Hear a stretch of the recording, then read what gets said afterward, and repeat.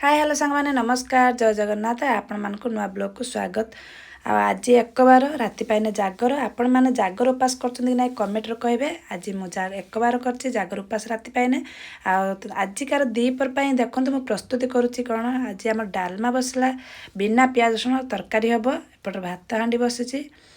डाली मोर एपटे एपटे देखो मु पनीर आज तरकारी हम टे एक बार तो भल मंद तरकारी किए कोली पानी किए भेराइट रंग तरकारी कर खाऊँ। आज आम डालमा सहित पनीर तरकारी हम पनीर देखो मु लंबा लंबा काटिक रखी छोट साइज हम मुझे छानिया मानिया काटिकी मुझे डाली टे बघार देजी बोली मुझे आलू टे बसीदेली तेल टे छणा हम आलू छणा एपट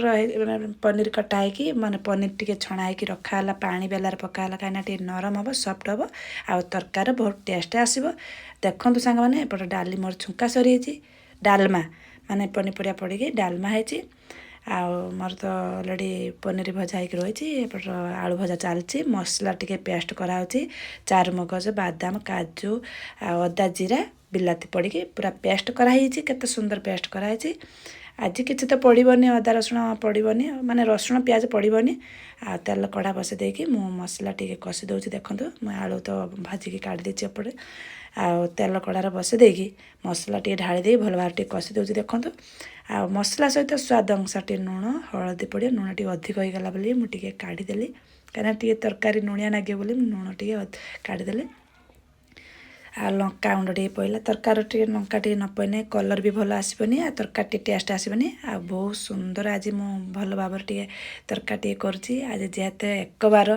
बिना प्याज रसुण तरकारी करुँचे आपण मानक केमती मसला कषा होची कमेंट कहे बहुत भल भाव हो कि ना कहे। आ चलते मुझे कषि कासी दे सारा पर जो आलू छाणिकी रखी गोटे मुझे मसला सहित टे ऐड करदेली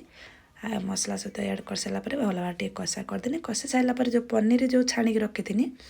माने गरम पानी पकईदेनी टे नरम हाँपाई तरकार टेस्ट आसापी छाणी छुणीकी मुझे मसला सहित टे भल भाव कषा करदे। देखो सांग मैंने फाइनाली आम तरकारी माने झोल रसा रसा टाइप जेहेतु डालमा है अल्प टे पानी देकी तरकारी टे रसा टाइप हो तरकारी फुटी आसले ओल्लैदेवा। आ सांग मैंने कहार पसंद पनीर तरकारी कमेंट कहे आ तरकारीटा भल भाव कि ना आ माने भल भाव कि ना कमेंट कहे। मोर तो आज बहुत पसंद आम समस्त रही जय जगन्नाथ।